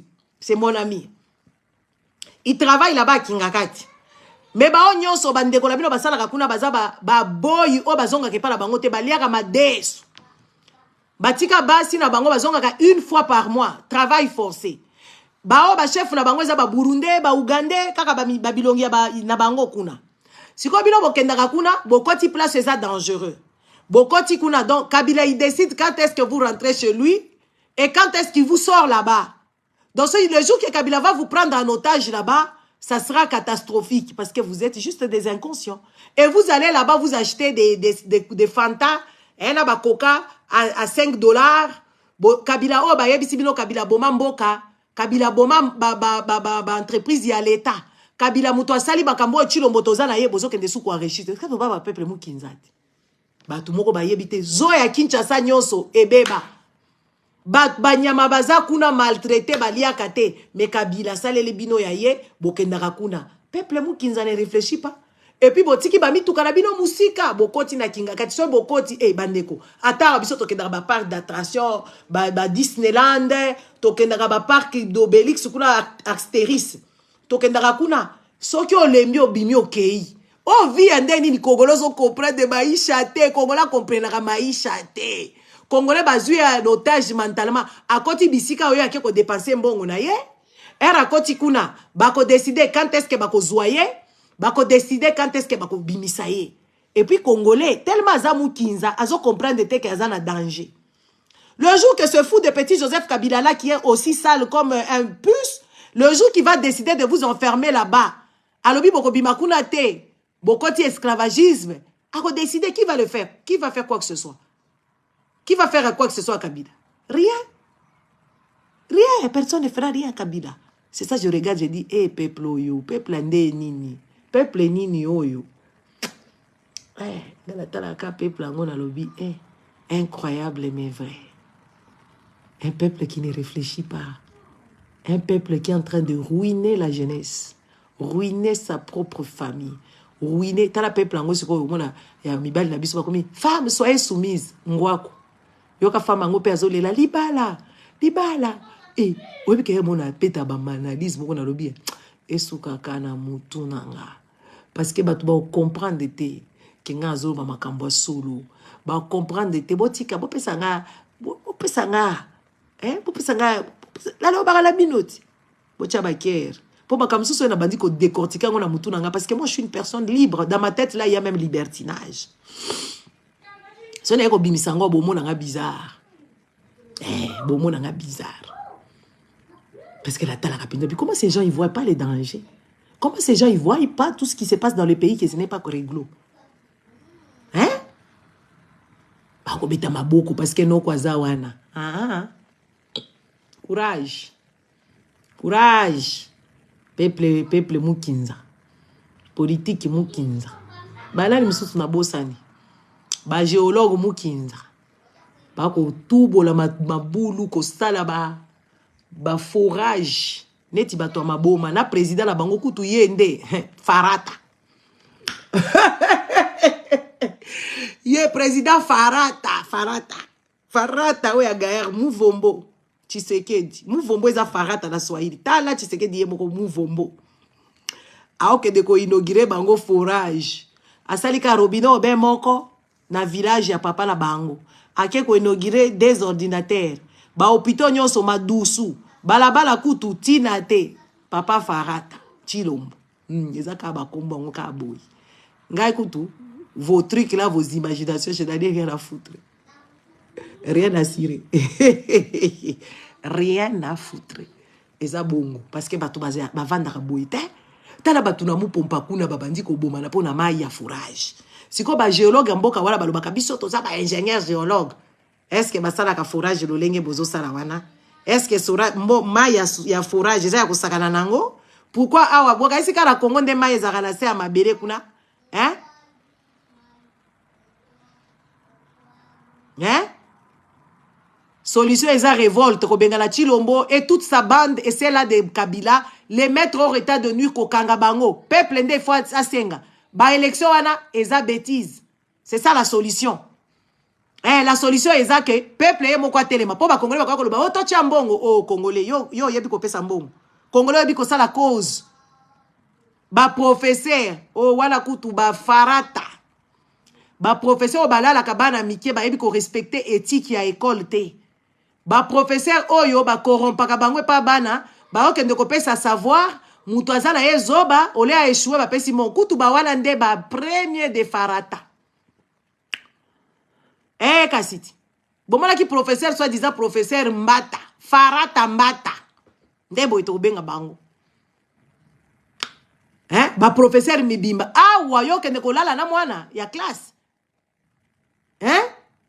Wayo kende kolala na mwana classe. Élève na yo ya mwana muke ya adolescent. Olala na ye. Otiki epe maladi. O s'en sortir. Kaka. Toko yo kayo na ba journaux partout. Na ba information kozala yo na yo on va te faire ta fête.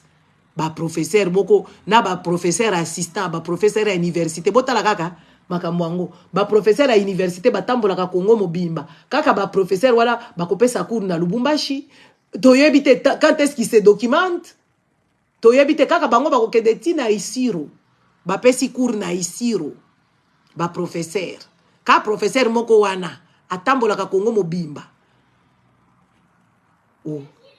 parce que baza ba malhonnête. Ils transmettent rien du tout. Et c'est pour ça les Congolais pensent qu'ils sont meilleurs. Les Congolais pensent qu'ils sont meilleurs sur terre. Oh, biso na Congo. Hein? Biso na Congo. Toza tozobaka français. Ngamba kamususu.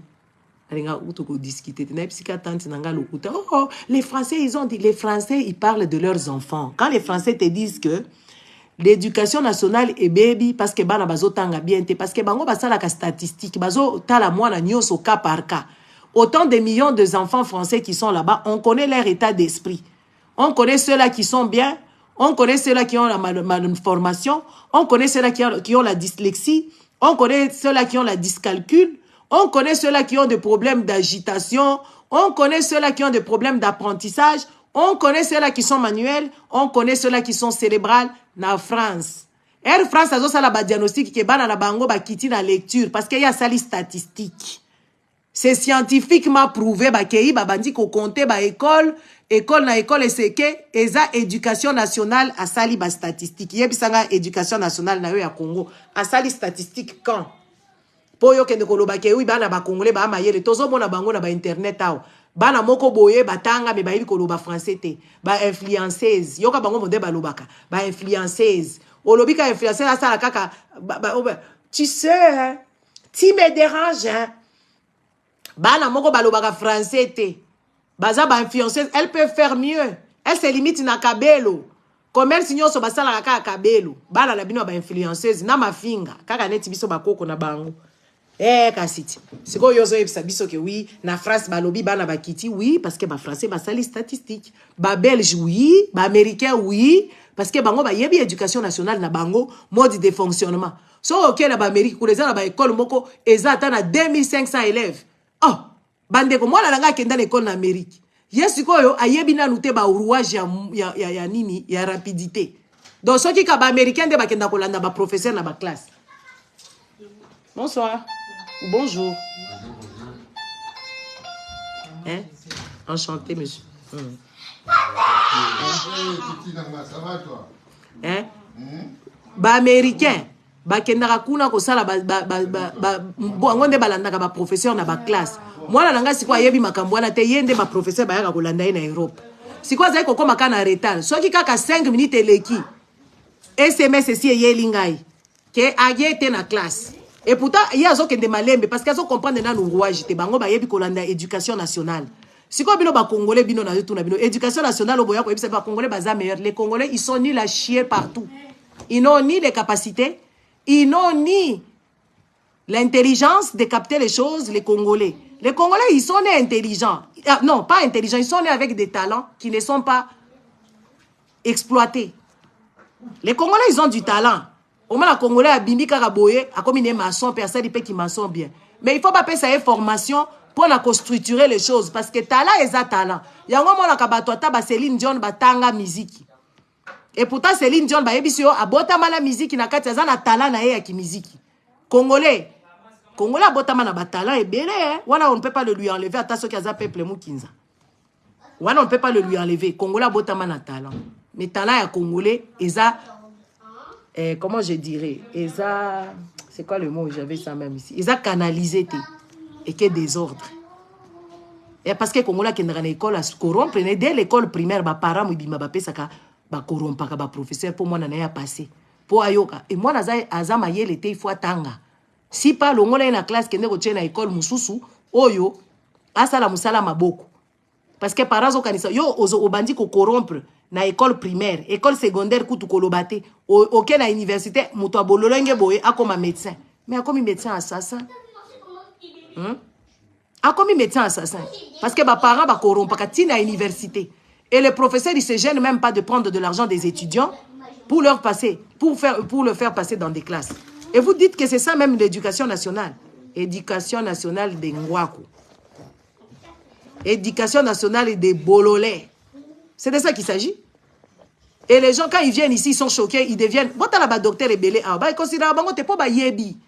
Que médecine, voilà, évolue à rater. Médecin, ils ont utilisé ordinateur, ils ont utilisé résultat dans l'ordinateur. Base, kaka yebi, il y a informatique. Pour l'appareil, ils ont échographie et tambola dans ordinateur. Si vous avez médecin, au moins, ils ont la SMS, médecin, ou bien ingénieur. Ta ingénieur. Azo komana musapi moko SMS. Ayebite ke bakomaka mibale. Parce que y a tangela en classique. Hein? Faut to yebisa bino vérité. Hein? Siko olingi mwana na yo koma ingénieur. Yako bozo bona bandako boko boye bandako moko kaka il suffit kaka eloko mukie bandako ekwei. Parce que mwana na yo yebi kaza oyebi ku tutaza kana dyscalcul. Azo ke de kozo ba mesure ya bandako ye ingénieur, akozongo malamu te. Bandako ko kweya. Hein? Il faut tout le banabino vérité. Hein? Hein? Yo Evoloko, il faut kangaka munoko na yo parce que nga 2023 na sakana na batute. Moi je suis pas ton ami hein, Evoloko. Je ne suis pas ton ami. Hein, il faut aller jouer avec tes petits camarades. Moi je ne blague plus ici hein. Tu viens faire te boucan, je ne suis plus tolérante. Tu comprends? Toi tu es ici en Europe, tu bouffes hein. Tu bouffes, tes enfants mangent, tu as toute ta famille ici en Europe. Hein? Mais les autres enfants de Congo là-bas souffrent. Hein? Tu vas me dire que tu leur donnes, ce ne sont pas tes moineaux. Attention, hein? Calme-toi et dépose-toi bien. Avant que ça ait bardelé, yo, et voloko. Moi, je ne suis pas en train de blaguer, Mandi.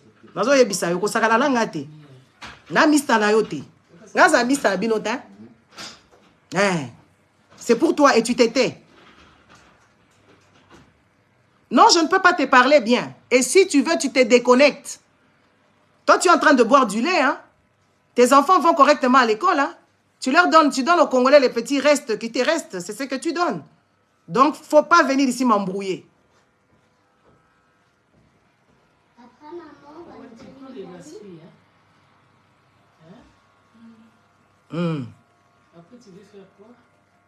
Tu vois, tu déconnes. Hein? Je savais que tu étais mal élevé et super impoli. Moi, je suis sur la toile ici. Non? Donc, je ne t'ai pas invité. Tu comprends? Je t'ai toléré l'année passée. L'année ici, je ne tolère personne. Parce que je ne vous envoie pas les messages et je ne vous exige pas être ici. Donc, tu t'étais. Tais-toi et décolle-toi d'ici et pars. Tu comprends? Tu vois, Binobana Oya Lolenge Boué, oso vivre dans un complexe. Ça peut être n'importe quel complexe, hein? De supériorité, d'infériorité, tout ce que tu veux. N'est-ce pas? Hein, tout ce que tu veux. Et tu veux venir ici, Napoto Awa, Evoloko, calme-toi, maman. Parce que je te calme. Je te dis, je te demande de te calmer, ne viens pas m'embrouiller.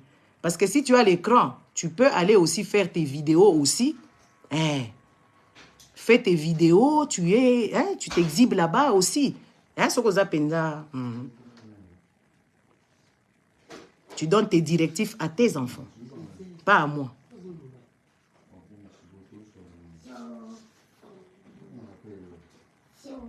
Va donner tes petites directives à tes enfants. Parce que l'année passée, j'étais beaucoup tolérée. Tu n'as pas le droit ici, c'est ma page. Et je ne te le permets pas. Tu n'as pas le droit. Tu n'as pas le droit de parler. Si tu as le droit de parler, tu fais ta chaîne. Moi, je vais publier tes vidéos ici aussi. Botomi Francine, la Congolaise. Je fais la pub, je vais là-bas. Et beaucoup de gens la suivent maintenant. Parce que moi, je participe. Le jour que tu auras aussi des petits toupets de kilos, parce que toi, tu n'en as rien à perdre. Non, tu pars toi-même. Comme tu es venu, je ne t'avais pas invité. Moi, je ne te connais pas. Tu pars toi-même. Tu vas quitter ici toi-même. Comme tu es venu. C'est comme ça que tu vas partir. Francine, la Congolaise, elle fait ses histoires. Je suis en train de promouvoir sa page. Le jour que toi aussi, tu auras les kilos, tu parles néerlandais, tu parles anglais, tu parles français. Tu viens ici, biceps. Parce que les petites remarques des gens, des petits enfants comme toi, je n'aime pas ça. Parce que je ne suis pas ton ami. Je n'ai pas ton âge. Déjà un. Donc, tu te calmes. Donc, les amis, c'était ça. Non, non. Tu n'as pas le droit de parler.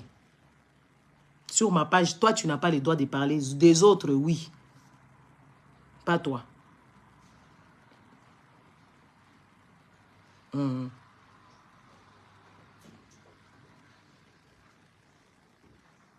Pas toi. Je ne rigole plus. C'est tous les petites filles comme toi, je ne rigole plus avec ça. Parce que nous sommes Congolais. Bokanisaka boya ko manke batuka ba respect boye. Po makamunga na zoloba awa yo zo comprendre ngote parce que On dirait Moutouna, yozo sala malamu te. Makambo nga nazo loba awa, yozo comprendre nango te. Ozo comprendre nango te. Tu vois, qui comprendre, tu ne vas pas faire tes petits commentaires de merde qui me font chier alors. Parce que tu as plein de boutons là, t'as dit. Et c'est pas la première fois. Moi, j'ai mémoire, il y a éléphant, na bossa na rabatouté. Net yo, na yebi yo cause trouble fait. Et comme si ta tête, hein, il fonctionnera pas bien. Alors ne viens pas ici parce que c'est pas moi qui t'ai mis au monde. Et je ne pense pas que j'aurai la capacité de te mettre toi au monde. Tu comprends? Donc je n'ai pas le temps. Tu as tes enfants, tu peux aller t'occuper aussi de tes enfants.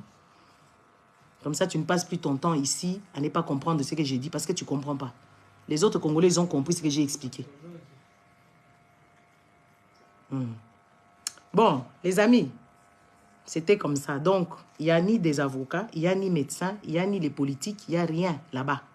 Ils sont au bas de l'échelle mondiale. Il n'y a personne qui parle là-bas. Il n'y a personne qui sait s'exprimer là-bas. C'est un pays qui est chaotique, du début à la fin. Et même le peuple chaotique qui buvait les Heineken, qui boivent des Hagen, qui boivent tout. D'abord, c'est une banane. Eh, bah pharmacien empoisonneur, Mikinza. Bate kaka kisi sans koye ba température à kisi, sans koye ba date ya péremption. Eh, ba yebi na bangote. Donc, au moins, la muto la muki kaka boya. Tika la kosa la pharmacie, te abimi pharmacien. N'est-ce pas, Evoloko? Abimi pharmacien. C'est quand to finga yete pharmacien zobo misabatu, to finga yete to yebisa ye kaza mukinza te. Ala muki kaka na tongo, atali business na ya kosa les kosa la pharmacie. Cadre ngo ba pharmacie zo comprendre ngo te, température et le côté hygiène à pas désirer, conservation dégueulasse. N'est-ce pas? C'est quoi bato lolenge on a to respecter bango. Eh. Yo kutu ba evoloko bino awa soki ba bino bana ba poto awa. Nde ifale kutu makambo mboka na bino e bana ko chercher biso biso tokola ka na ba Congo wana. Hein? Siko kombo na yo eza ya nini? Evoloko oyo ya papa ya musicien de papa na yo to nani? Kombo na yo esali nini? Yo za nani? Papa na yo nani? Yebisa ngai musicien? Musique oyo ya soki papa na yo evoloko oyo ya pédophile. Ye, azaka famille na yo. Kombo na yo nani? Papa na yo nani? Babiloko wana eza ba bêtises ya ba kombo wana, je m'en fous. Moi mon père est plus que connu. Tu comprends? De là où je sors. Mon père est plus que connu, mais je m'emballe de son nom. Je ne viens même pas ici avec son nom parce que je m'en fous. Et Voloko. Dans les histoires là, c'est vous allez faire, vous savez, les gens qui ont vécu dans la misère, c'est eux qui ont peur des noms. Moi, j'ai pas les noms. Et Voloko, ça les locaux, t'as viola bateau. Azana, à Kotaka prison en tant que. Tu viens exhiber le nom des Voloko ici, un violeur qui est allé en prison, au vu aux yeux de nous tous. Mais tu devrais avoir honte. Tu as une personne qui n'a pas une bonne moralité dans ta famille. Tu devrais te cacher d'ailleurs. Tu devrais avoir honte. Tu devrais avoir honte si tu fais partie des gens. Au moins, il y a marque du trou, fournirait, il y a changer, il y a combo. L'icolo a immoralité sexuelle, il y a pédophilie et des choses comme ça. Tu vois, tu n'es pas intelligente. Ne viens pas t'exhiber ici parce que je vais te dire des choses. Et Volokowana, Yemba Nzembo, mais Asuka na prison en tant que pédophile. Et on connaît tous les musiciens du Congo sont des pédophiles. Bango kutu bango mususu ba mikinza. Na evoloko ya papa na yope na kati, soki ya noko na yope na kati. Mukinza.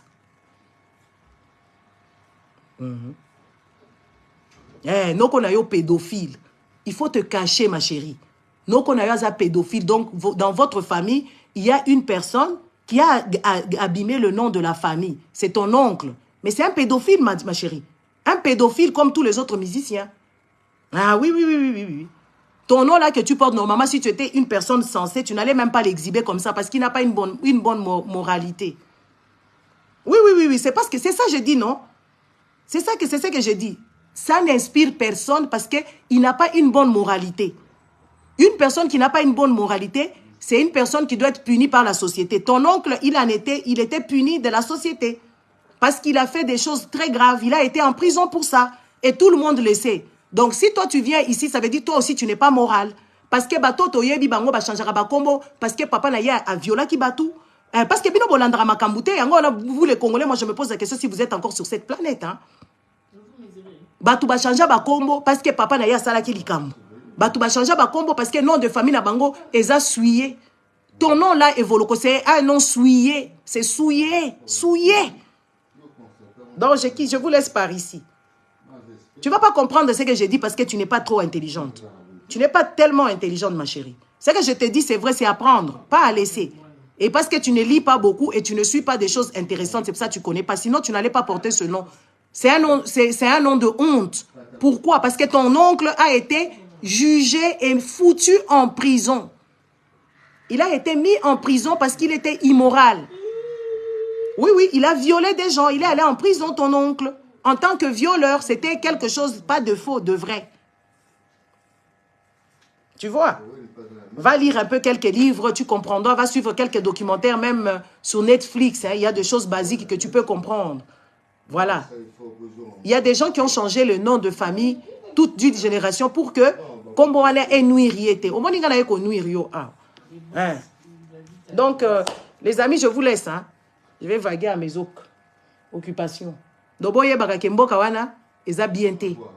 Pour l'éducation à bana na ba parents mususu ba yakututina te bazala ba parents parce que baza mutema mabe ba mona bana mususu na balabala ça leur enchante. N'est-ce pas? Ça leur plaît de voir des gens na bana mike na nzela bango siko yoka bango yo tongi orphelinat te orphelinat ezalaka lisusu te parce que orphelinat ezalaka bien te pour l'éducation à bana pour na suivi à bana. Et puis mboka neti Congo wana ba orphelinat wana ekoma ba place obatekaka ba organe. Ba orphelinat ekoma ba place obateka organe, bana babelaka ba maltraitance, ba viol, ba nini manini. Oh yo tonga école tété, c'est pas moi de kotonga école ni hôpital. De preuve avec que ye moko Olive Milemba yiba ba mbongo ebele hôpital na esi maraté atika batu na ba défaut très grave. Oh batu ba ko porter ba problème wana. Oh qu'est-ce que vous en savez? Yo, il faut que ne pas bateau rando awate. Il faut que ne. Moi je ne viens pas ici pour blaguer.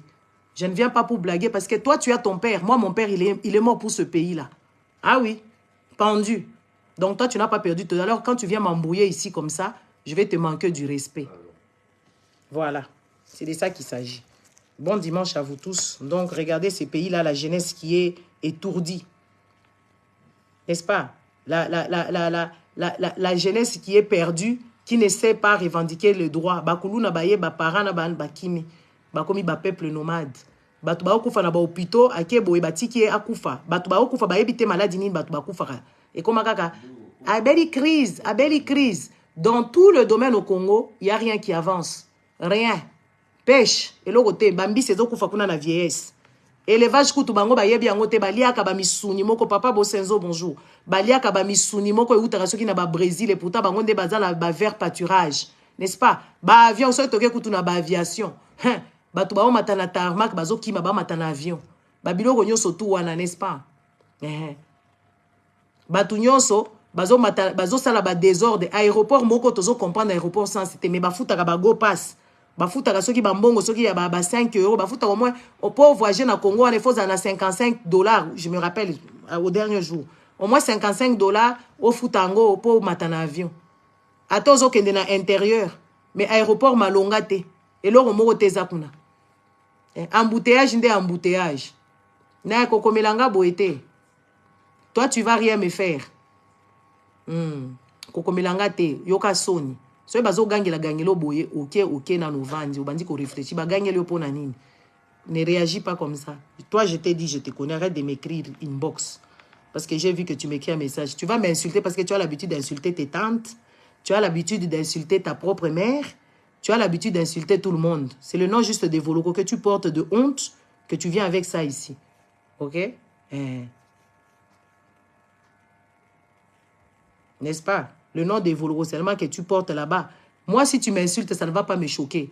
Parce que tu as déjà commencé depuis très longtemps. Je te regardais, j'ai jaugé. Maintenant, là, 2023, je ne blague plus avec les petites filles ignorantes, aussi stupides comme ça, je ne blague plus avec elles. Parce que j'ai essayé de te recadrer, tu ne comprends toujours pas. Donc, tes messages que tu es en train d'écrire, tu vas insulter ta mère, Le concert, etika tourner, wana évoluer, etika aussi l'entreprise, parce que s'il est là, il est fauché comme Job, n'est-ce pas? Il est fauché comme Job, il n'a rien. Donc moi, le nom là, les choses là que vous faites, que oui, c'est des choses grandioses, moi, ça ne me fait absolument rien du tout. N'est-ce pas? Le concert qu'il a fait dans le tour du monde, ça a rapporté combien? Il en a gardé combien? Combien de patrimoine il a fait? Parce que yo non konaye soki mwana kazina yo za mayele te. Poto ko kende ko landa penda la carrière ya evoluko wana. Asalela atonga ata neti ba Yusundur. Soki papa na yo wana soki noko na yo evoluko, azalaka la tala ya Yusundur, j'allais te respecter. Mais lui, il a quel talent? Il a les talents de violeur. Il a été en prison pour ça. Tu ne comprends pas que ce n'est pas quelqu'un de fiable. Ces concerts, quand il a fait, il a gagné combien? Il a fait combien? Il a investi combien? Kalate soki akufi l'État kokunde la biso yé.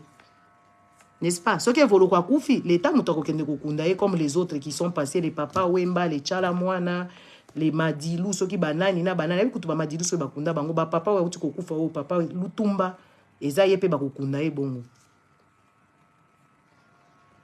Akosala nga eloko te. Miguel Fernando evolo kwa kosala nga eloko te. Bino nde bobanga ka babuzoba. Nazo ba vérité. Akosala nga eloko ni. Bino nde bobanga ka bakisi, bobanga ka ba akoya wata kokutana nawo ya ngai. Bino boyebi makambo botamba te. Boyebi makambo botamba te. Et bon, c'est que je suis en train de dire si c'est faux. Qu'est-ce qu'il va me faire? Maintenant, à la justice, on va laisser dire. Est-ce que ce que je dis, c'est faux? C'est pas connu. Il a fait quoi? Il a construit quelle salle de spectacle? Il a construit quelle salle de spectacle? Ba Congolais là, ba ceux qui ba Angolais bozaka lolenge boy. Ok, ba na évolu. Qu'on alia ke pas évolu kongai. Akolia mandi. Po mandi muto alie sa ye papa wana alie sa mandi asombela ye ba kaleson. Kasi papa na yo ndoki oyo soki ndoko mwana nkazi na bino évolu kwa viola ka batu ye ndoki. Ki ndoki eza ki savante. Allez, vas-y. Tu vois, je te connaissais depuis longtemps que vous êtes impoli de naissance. Impoli de naissance. Au moins, c'est modèle au bimisi, c'est au séclore. Nga la kobanga evolu kote. La kobanga na lia ya ye. Na yebi ye. Bon, makam nazolo ba eza ya lokuta. Eza ya lokuta. Il est allé en tôle. Pourquoi? Parce qu'il a violé. Et il n'a pas de l'argent. Il n'a pas une fortune. Il n'a pas une fortune. Neti ba Michael, neti ba nani. Tata nanga za akufa. Ba papa nanga nyoso ba daya ma chérie. Papa nanga akufa. Yo kutoko finga endoki. Mais fais attention, n'insulte pas mon père parce que na okendo ça lelo ba rituel. Ne viens pas parce que mon père c'est un esprit maintenant parce que mon père il est mort. Papa nanga ndoki ya munene po za esprit siko po akufa. Apola. Esprit là est mata, ils ont tambola sur nos têtes. Donc attention. Maman nanga pe akufa. Tu comprends? Ma mère aussi akufa. Nga na fingi maman na yo te, nga na lobi na yo. Je ne suis pas en train de te, je suis en train de t'expliquer toi. Je t'explique toi. J'ai pas ramené tes parents ici. Au moins ma kamba botamba et ceux qui na ba cimetière pourquoi likolo ko mener ba parents na yo. Mais je pense que tes parents ne t'ont pas bien éduqué. Ils t'ont pas bien éduqué. Tu vas dire à ta mère de recommencer ton éducation.